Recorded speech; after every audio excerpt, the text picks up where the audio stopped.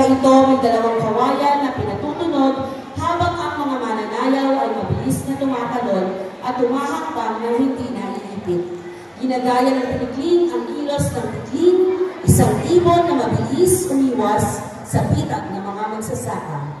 Ang mga mananayaw ay nakasuot ng tradisyonal na kasuotan, barong, para sa mga lalaki at balintawak para sa mga babae. Habang sinasayaw ang masigla at mabilis na dalaw ng kanilang paa. Hindi lang ipinapakita ng sayaw na ito ang husay sa pagsayaw, kundi pinapahayag din ito ang pagkakaisa ng tao sa kalikasan. Madalas ito ang makikita sa mga pista at programa sa paaralan, kaya naman naging bahagi ito ng kultura ng Pilipinas sa loob at labas ng bansa.